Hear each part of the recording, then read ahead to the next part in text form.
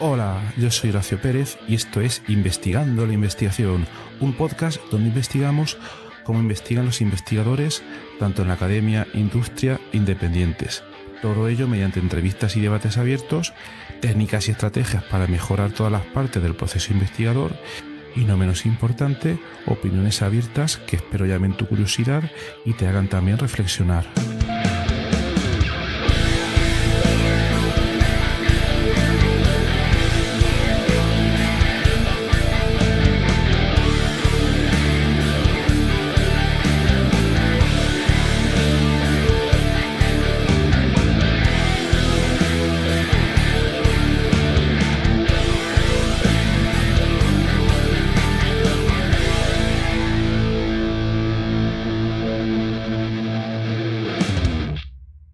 Hola, bienvenidos a otro episodio del podcast Investigando la Investigación.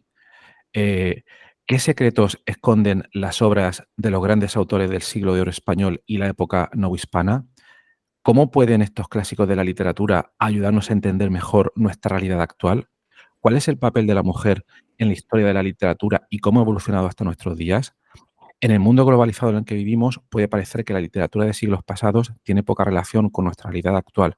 Sin embargo, en las obras de autores como Lope de Vega, Calderón de la Barca o Sor Juana Inés de la Cruz se esconden claves esenciales para entender no solo la sociedad y la cultura de su tiempo, sino también para reflexionar sobre temas universales que siguen vigentes hoy en día. Adentrarnos en el fascinante mundo de las influencias literarias, las redes intelectuales femeninas y la creatividad de escritoras como Sor Juana, quien brilló con luz propia en un contexto dominado por hombres, nos invita a cuestionarnos sobre el papel de la mujer en la historia de la literatura, la importancia de la colaboración entre académicos de diferentes países y la vigencia de los clásicos en pleno siglo XXI.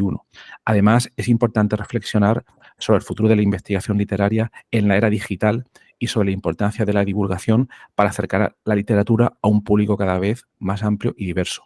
Para responder a todas estas preguntas y ahondar en estos apasionantes temas, hoy tenemos el placer de contar con la presencia de la doctora Laura Yadira Munguía Ochoa, destacada investigadora y profesora de la Universidad Panamericana Campus Guadalajara, quien nos hablará sobre sus trabajos de investigación en torno a la literatura del siglo de oro español y la época novohispana. A través de sus artículos, la doctora Munguía Ochoa nos contagiará su amor por las letras y nos hará ver la literatura de los siglos de oro con nuestros ojos. Hola Laura, ¿qué tal? Muchas gracias por aceptar la invitación a este programa. Al contrario, Horacio, estoy muy contenta de poder estar con ustedes. Muchísimas gracias. Bueno, pues quisiéramos empezar el episodio de hoy haciéndote la primera pregunta. Vamos a ver primero un poco las generalidades, que sería preguntarte cómo comenzó tu interés por la investigación literaria y en qué momento decidiste dedicarte a la investigación en torno a la literatura del siglo español y la época novohispana. Muy bien. Bueno, la literatura novohispana y el siglo de oro, bueno, me han gustado desde toda la vida, ¿no? Incluso antes de decidirme a una carrera, pues ya leía estos autores. De modo que cuando empecé a estudiar la licenciatura de letras, bueno, pues yo ya iba con cierto pues gusto por la cuestión de la investigación.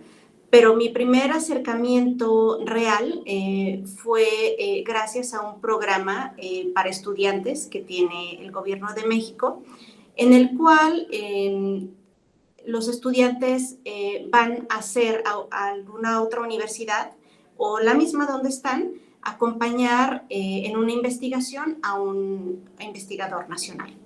Entonces, bueno, yo asistí 2 veces a este concurso de becas.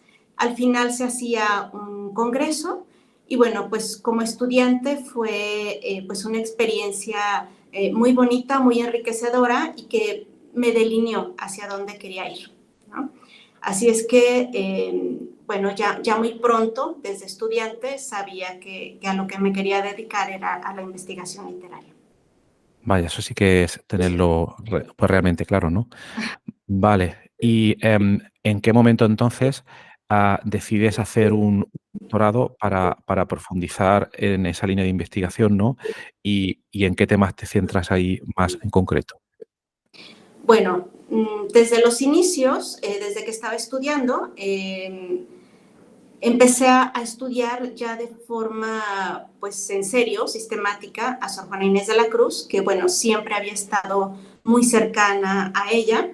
Hice mi tesis de licenciatura sobre ella y bueno, los posteriores estudios también los dediqué a diferentes aspectos y obras de la vida de Sor Juana. Bueno, a la obra, ¿no?, de Sor Juana. Entonces, bueno, siempre ha sido como mi punto a seguir, pues la literatura del siglo XVII, tanto novohispana como española, como incluso portuguesa.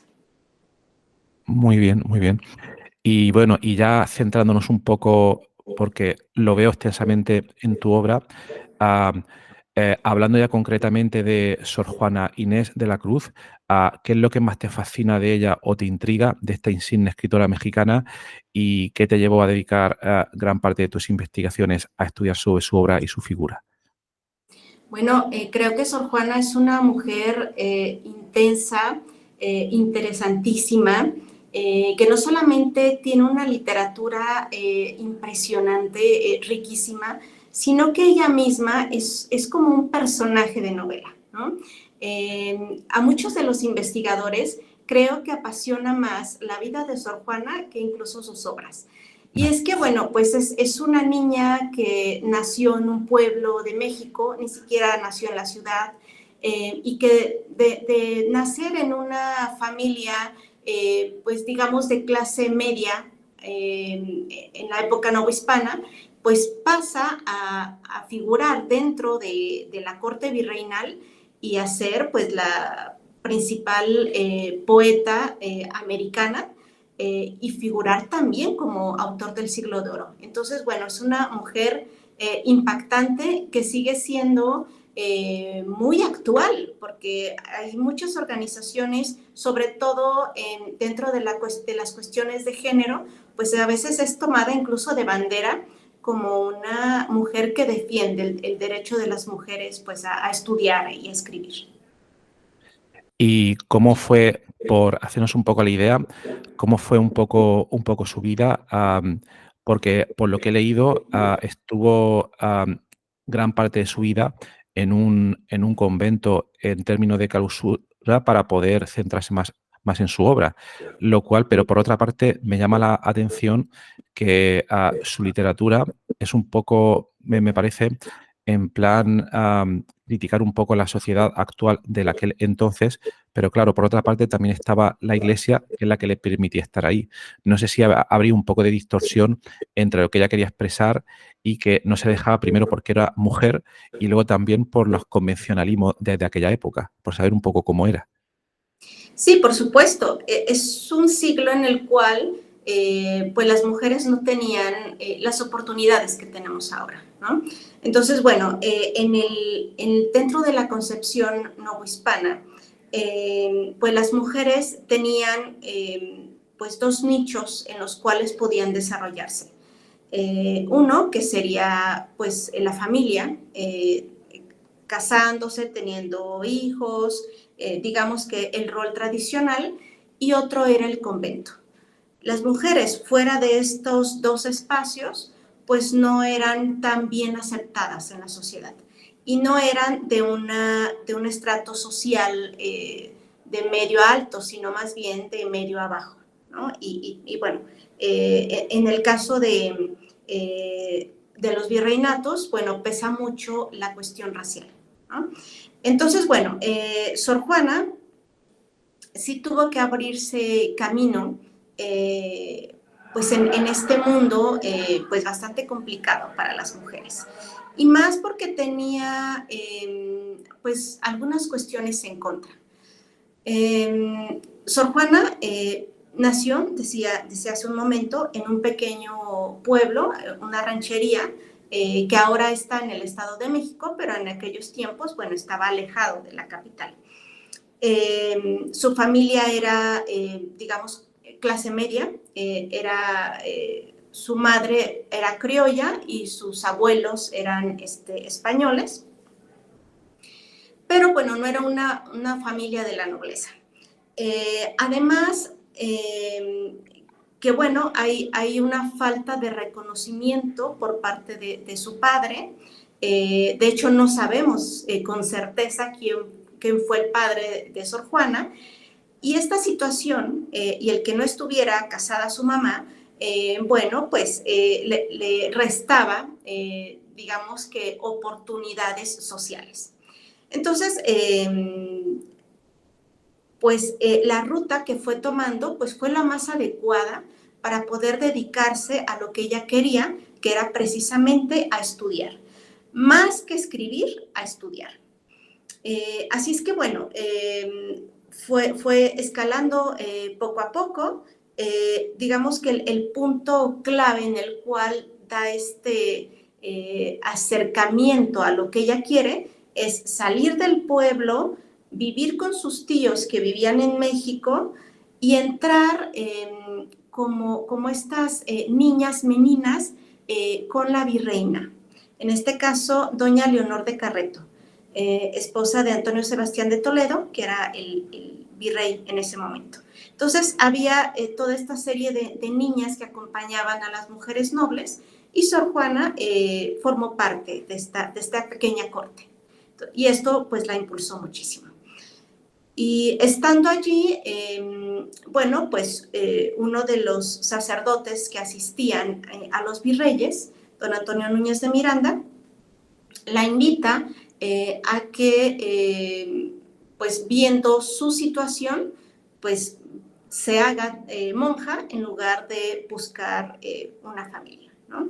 Entonces, nos dice en la respuesta a Sor Filotea, que es un texto maravilloso, donde ella nos cuenta muchísimas cosas autobiográficas, nos dice que la decisión de entrar al convento pues va a ser porque era lo mejor que podía elegir de acuerdo a lo que ella quería y a su situación de vida.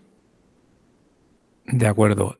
Y es entonces cuando, por lo que estás comentando, cuando ella decide profundizar en ese estudio y referido a ese estudio, que, claro, no tenemos la información exacta, imagino, de las cosas a las que se dedicó, pero ¿por qué líneas empieza a publicar o a escribir libros u obras Sor Juana en ese momento? En la corte empieza a escribir poesía lírica, de corte amoroso, y ya para publicación lo primero que empieza a salir a la luz son sus villancicos.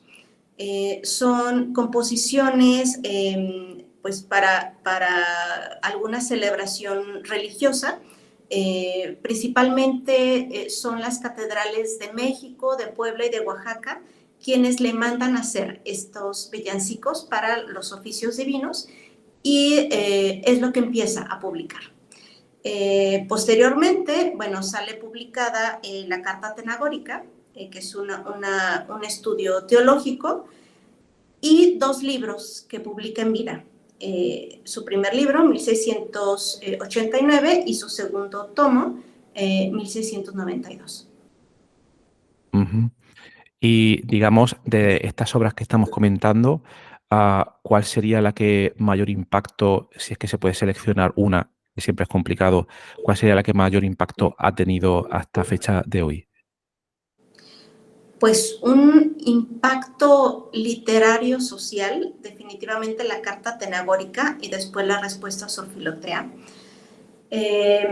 La Carta Atenagórica, que fue una publicación pues muy importante, causó muchísima polémica por el hecho de que una mujer y una monja estuviera discutiendo cuestiones teológicas. Y no solamente eso, sino que la lógica con la cual estaba argumentando un sermón publicado pues décadas antes, pues dejaba pues en mala situación al autor del sermón, Antonio Vieira, y pues la ponía a ella como una experta en el tema y bueno, pues no gustó a muchas personas, de modo que eso ayudó a que el conocimiento de Sor Juana, que ya era mucho en su momento, bueno, se hiciera mucho más internacional.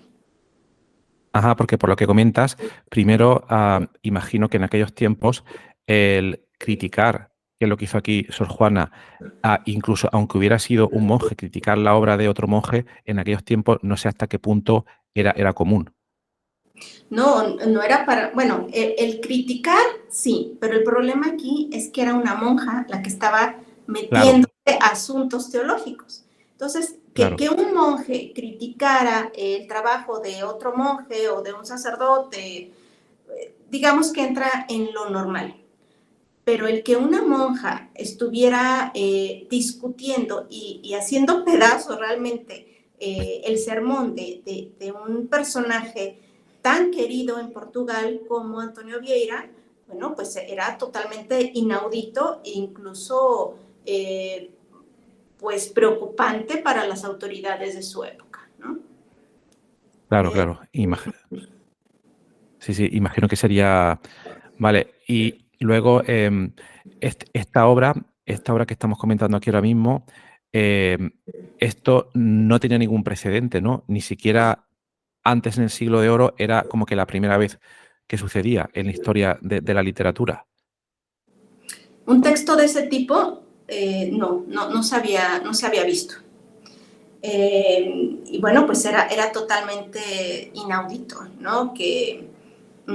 Pues que ella defendiera pues el punto de vista de los padres de la iglesia frente a jesuita portugués.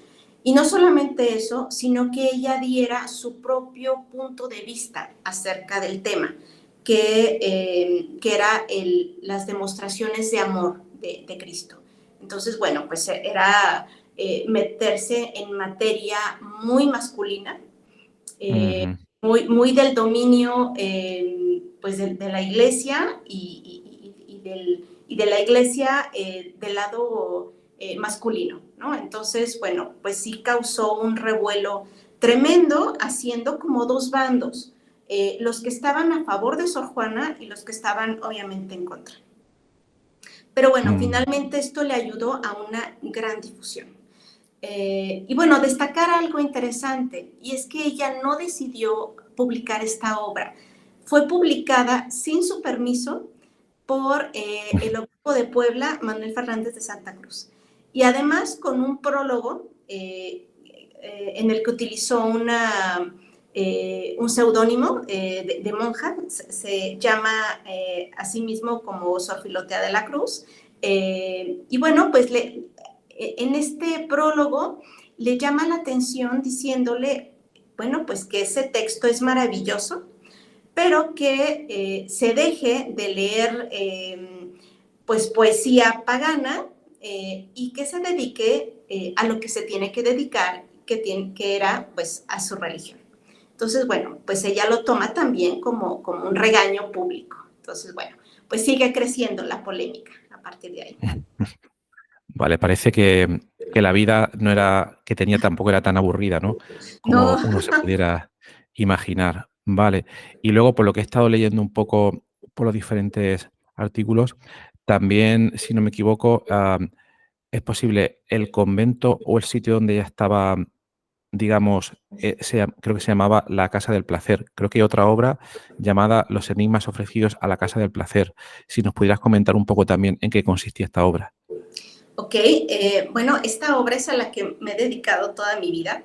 Son una serie de enigmas, es decir, de adivinanzas, de misterios, ¿no? Que ella propone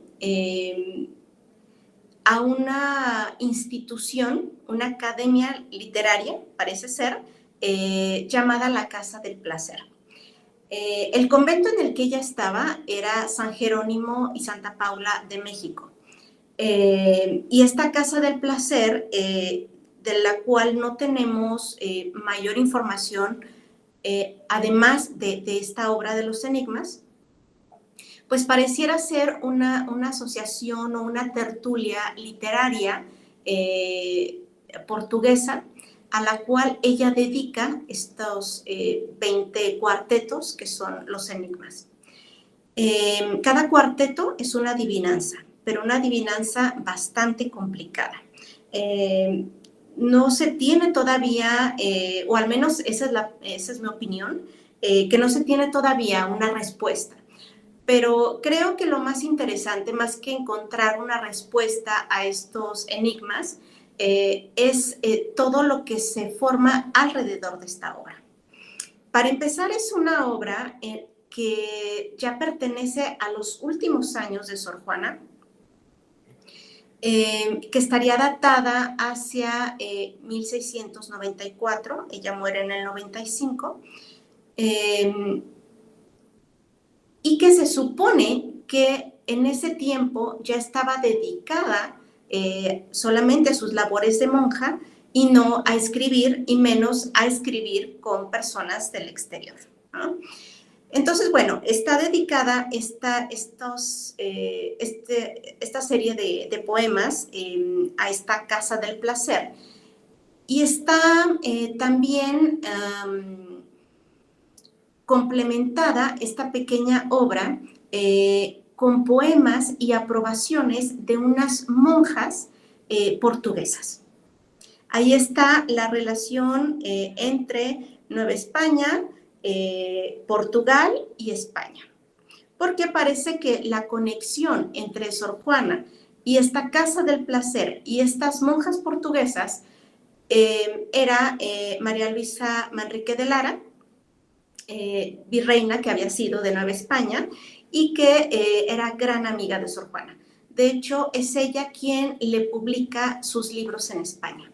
Entonces, bueno, en estos previos de los enigmas, que pareciera un librito, pero estamos ante manuscritos, tenemos poemas laudatorios a Sor Juana, hermosísimos, hechos por monjas, y unas aprobaciones, como si fuera un libro tradicional de esos tiempos, con sus censuras, sus aprobaciones, sus poemas laudatorios, pero obviamente todo esto es una obra lúdica, porque no era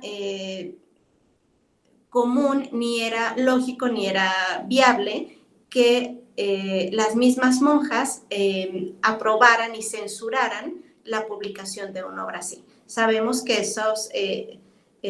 ese tipo de documentos los hacían pues gente que se dedicaba propiamente a eso, que las aprobaciones las daba la corona, que las censuras las hacían sacerdotes pues que se dedicaban a esto, etcétera. Entonces, estamos ante una obra lúdica hecha solo por mujeres y casi solo por monjas, porque la virreina hace un poema a Sor Juana.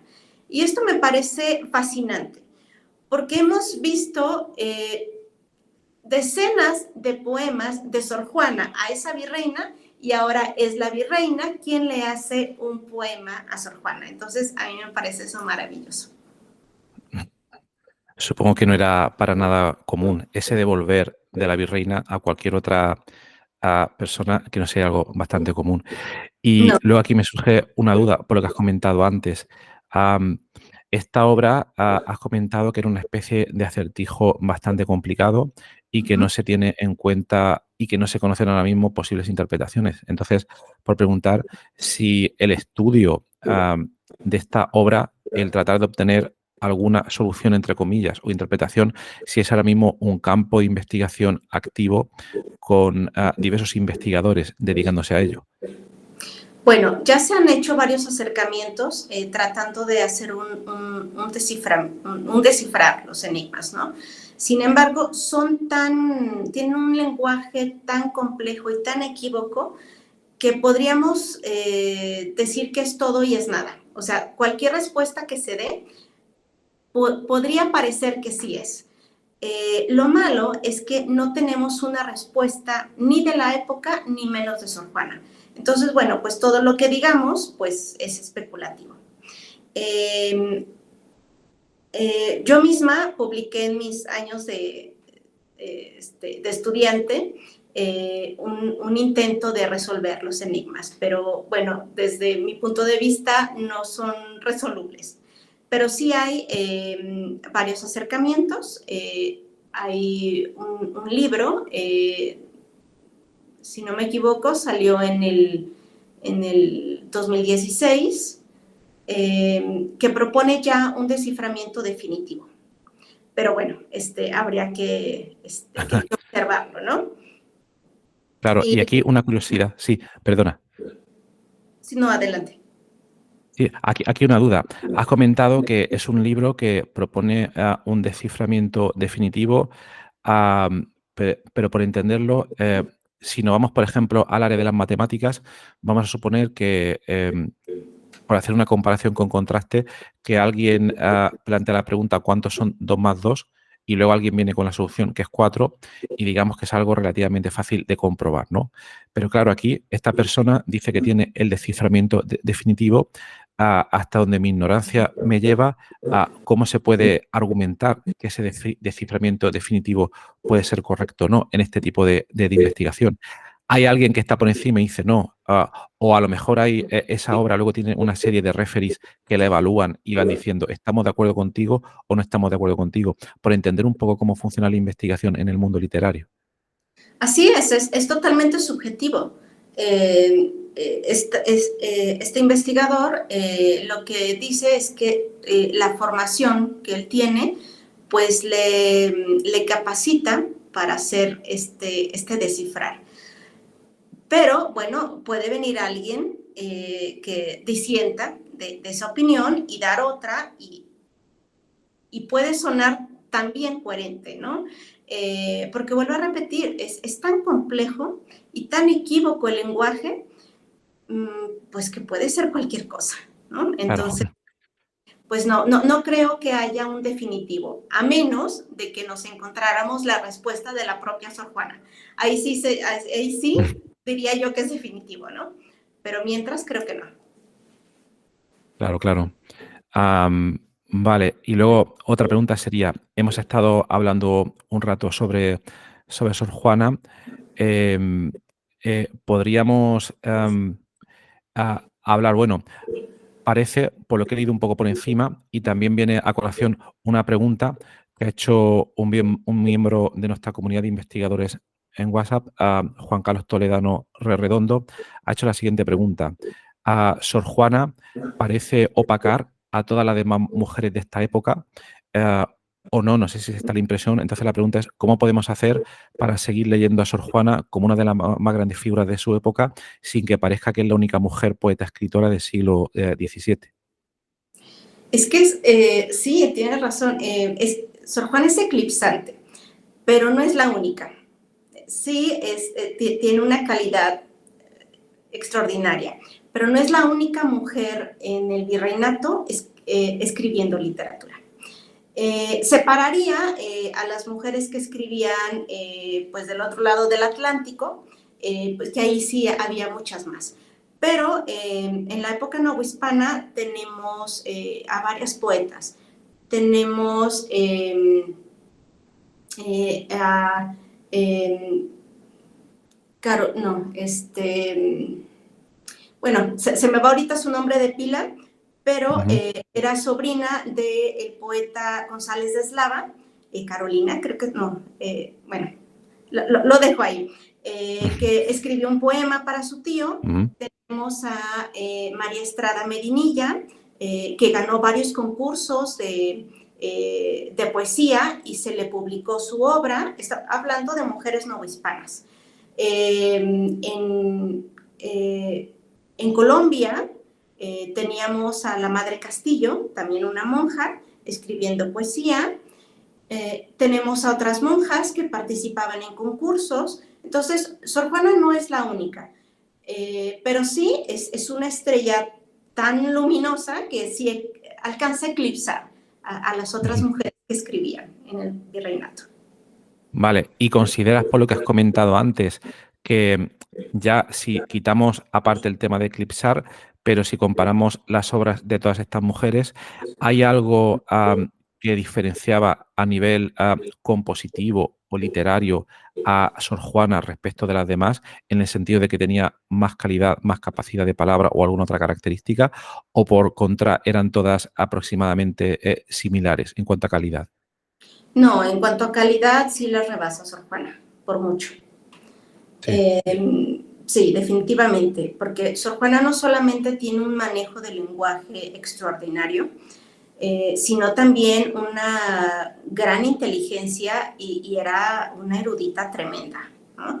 Entonces, sí había otras mujeres que escribían, pero sí no de la calidad que lo hacía Sor Juana, eso sí. Vale. Y por lo que has comentado en la historia, es una persona que no pertenecía a la alta nobleza, pero que decide dedicarse a la vida monacal, por lo que he entendido, y ella, bueno, pues empieza a estudiar a su manera, pero no venía de una formación previa bastante alta.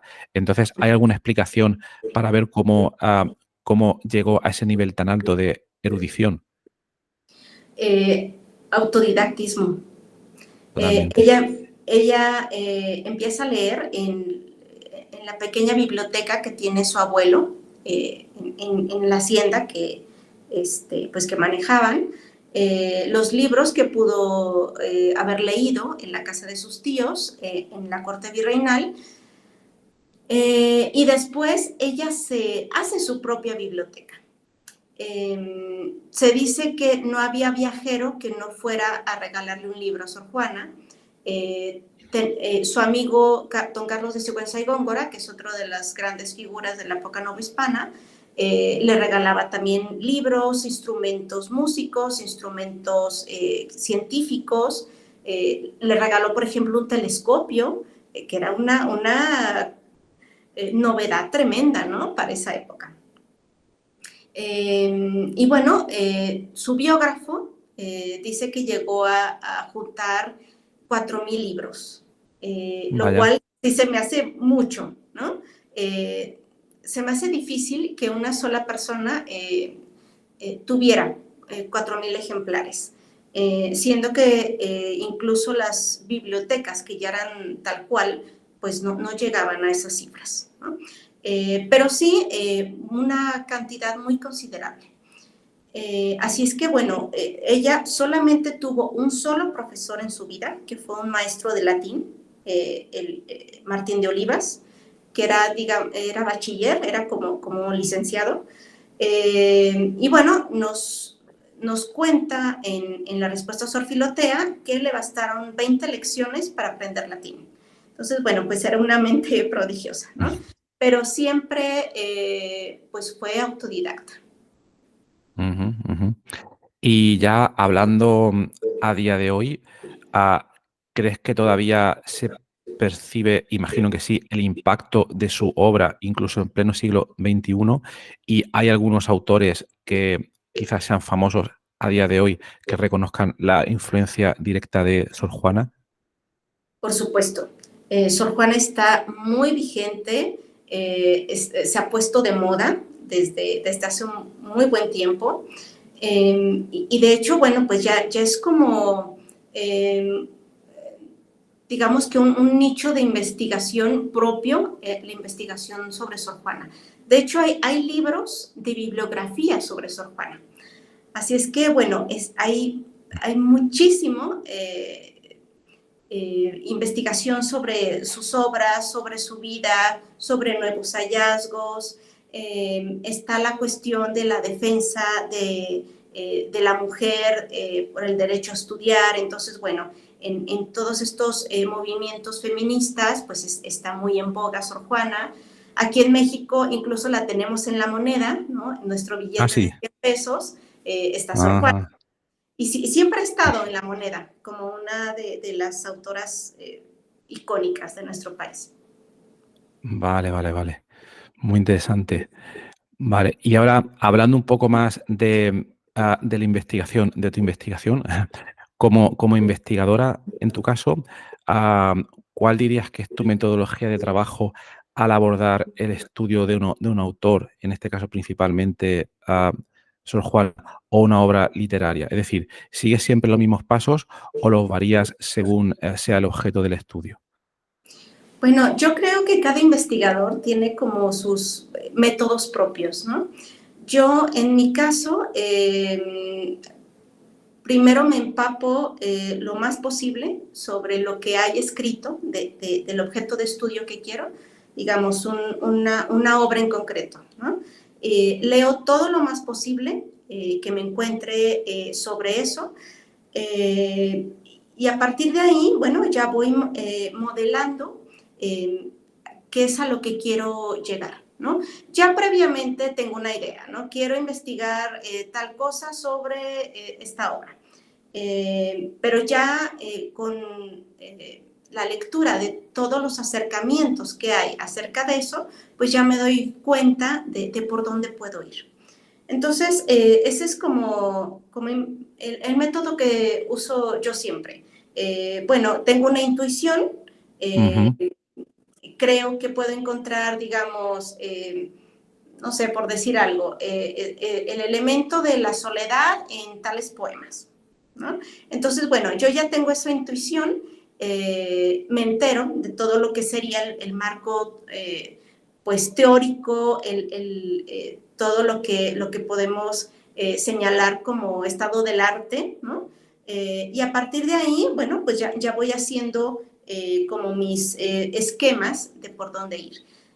Pero de todas maneras, ese es como el primer paso antes de ponerse a escribir, porque muchas veces ya al estar haciendo el trabajo, al hacer el análisis, pues surge algo que no esperábamos y la investigación se va por un rumbo que ni siquiera habíamos sospechado, ¿no? Pero digamos, esos son como mis pasos previos. Posteriormente, bueno, pues ya me siento a escribirlo, e integro pues todo lo que es útil para reforzar las ideas que vertí en ese primer escrito. Y después, Ajá. bueno, ya corregir, ¿no? Claro, claro, eso siempre está ahí, siempre. Por lo que has comentado, antes has hablado en plural, entonces, ¿hay trabajos de los que tienes en que te has dedicado tú sola a sacarlos adelante o tienes otro donde también varios investigadores literarios habéis trabajado en grupo para llegar a conclusiones? Realmente casi siempre trabajo yo sola. Ujú. Sí he tenido algunos proyectos con otros investigadores, pero más que nada han sido algún artículo.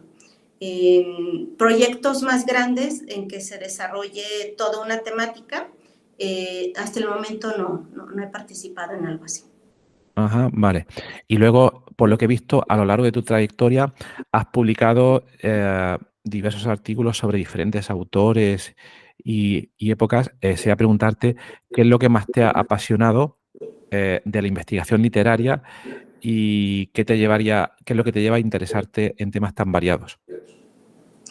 Bueno, creo que primero es el gusto propio, ¿no? Vale, Todos claro. estos autores del siglo de oro a mí me siento muy identificada con sus ideas, ¿no? Y con su forma de expresión. Me gusta mucho el barroco. Y bueno, se ha ido configurando como esta... no sé cómo decir, esta serie de temas como una línea de investigación.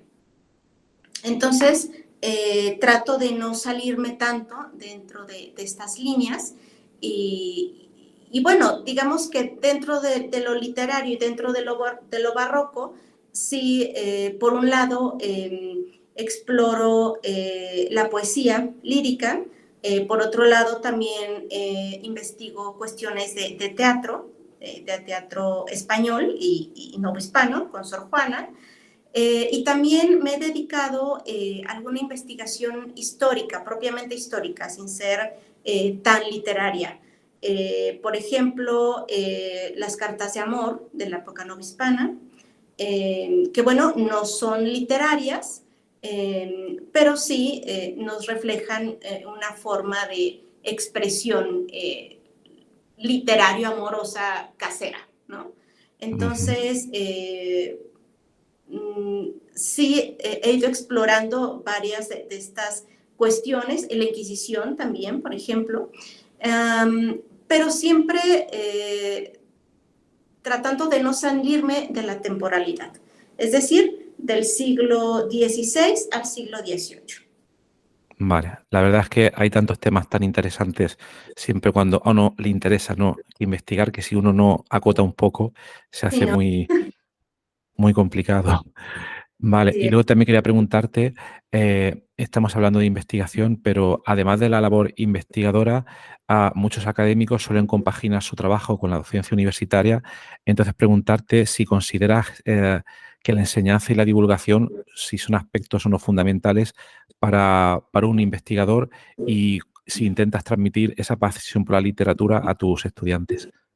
Sí, por supuesto. Creo que es una parte muy importante el llevar toda esa investigación pues a las nuevas generaciones de estudiantes y también a un público general, ¿no? No Claro, solamente que se quede en las aulas, sino que eso que estamos investigando y que tanto nos apasiona, bueno, pues hacer partícipes al público general que a lo mejor no sabe incluso que le interesan esos tópicos, ¿no? Entonces, sí, por supuesto, es pues creo que un deber del investigador, pues dar a conocer a sus alumnos y a la gente en general, pues esos hallazgos en la investigación. y cuando hablas con los estudiantes y les cuentas todos estos diferentes temas, ¿percibes que alguna parte en concreto de toda la vida, por ejemplo, de Sor Juana o los otros temas que investigas, les llama más la atención o les llega más que otras? En el caso de Sor Juana, sí llama mucho la atención su biografía. En el caso de sus obras, creo que lo más difundido es su poesía lírica. Ujú. Entonces, sí, los alumnos se suelen interesar muchísimo por esta esfera, ¿no? La cuestión vivencial y la cuestión lírica de Sor Juana. Muy bien. Y bueno, también preguntarte ya un poco, tras todas estas investigaciones, ¿hay algunos nuevos proyectos en los que estás trabajando actualmente o que tienes previstos para el futuro? O si hay algún autor o tema que te gustaría o que te estás planteando en investigar próximamente. Bueno, sigo con el tema de Sor Juana. Ujú, Eh, muy bien. quiero seguir también por el lado de estas religiosas portuguesas que hicieron esta interacción con Sor Juana. Eh, sobre todo dos que son pues como glorias literarias equivalentes a Sor Juana, pero en Portugal. Me refiero a María do Céu y Feliciana de Millau. Y a la par de todo esto, también quiero hacer un poco de literatura, pero de creación. Entonces, bueno, Ajá. estoy trabajando en ambas cosas. Muy bien, muy bien, muy interesante. Pues cuéntanos cuando esté publicado. Bueno, para la audiencia, que sepáis, para los que no lo sepáis, luego tendréis en las notas del episodio todos los enlaces a la página web de Laura, cómo poder contactarla por si queréis hacerle alguna pregunta y poder acceder a sus artículos y toda su obra. Pues muy interesante. Y, y bueno, ahora una pregunta hipotética por todo lo que hemos hablado de, pues, Sor Juana. Si se pudiera viajar en el tiempo y te pudieras encontrar cara a cara con ella, ¿te has planteado qué pregunta le harías o qué aspecto de su vida y obra te gustaría descubrir de primera mano? Ay, pues una pregunta bastante complicada. Yo creo que después de que pasara el pasmo la emoción de conocerla, creo que le preguntaría sobre estas cuestiones oscuras que todavía nos quedan de su biografía, ¿no?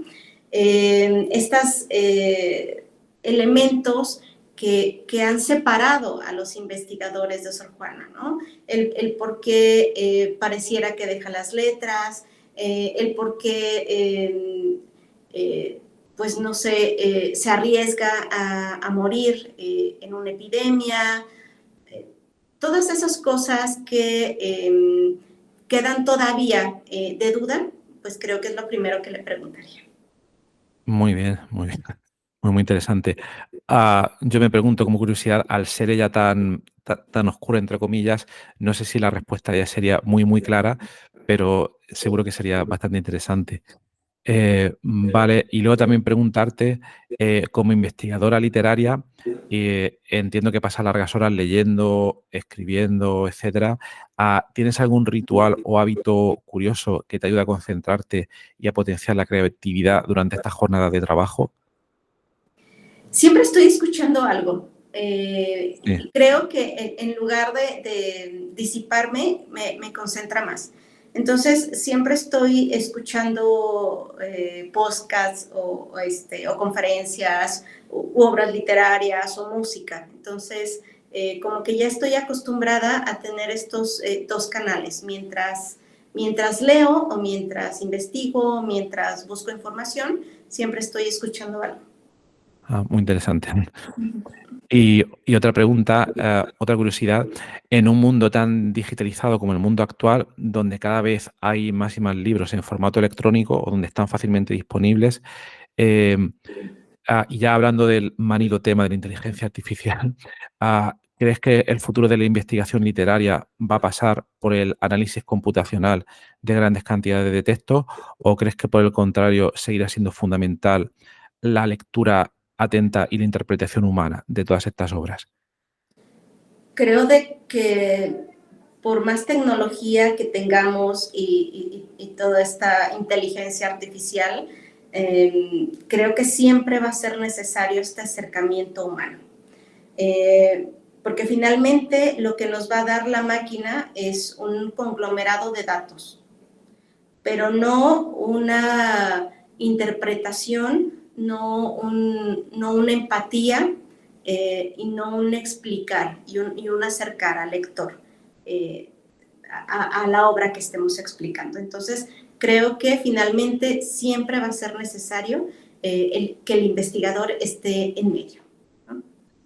Muy bien, todavía vamos a estar ahí entonces. Muy bien. Y ya por ir terminando, por la gente más que está al comienzo de sus carreras investigadoras y que quizás se están planteando en investigar en estas líneas, a esa gente que quizás están terminando la licenciatura o el grado y se están planteando hacer un doctorado en estos temas, ¿qué les recomendarías? ¿Que se dejen ir por su pasión y se metan ahí? ¿Que se lo planteen antes un poco? No sé. Pues que si ellos sienten que eso es su vocación, que no se desanimen. Es un camino bastante complejo, muy sacrificado, pero que creo que vale la pena. Y si eso es lo que te complace hacer, pues siempre va por encima de lo demás, porque no va a ser algo que hagas por obligación o por un trabajo, sino que esa pasión es la que te lleva pues a desarrollarte bien y a ofrecer algo bueno a los lectores y a otros investigadores. Totalmente de acuerdo. Muy bien, Laura. Pues ha sido un placer hablar contigo de tu obra, de tu investigación, de tus metodologías de trabajo y nada, pues esperamos que cuando tengas esa obra, que nos lo comuniques para poder leerla y nada, desearte pues lo mejor y que sigas realizando estos trabajos de investigación tan interesantes. No, pues yo feliz, muchísimas gracias por esta invitación. Y bueno, pues invitarlos, si tienen alguna pregunta, si en algo puedo apoyar, pues yo estoy disponible. Por supuesto, pues muchas gracias, Laura, y que tengas un muy buen día. Hasta luego. Chao. Igualmente, hasta luego.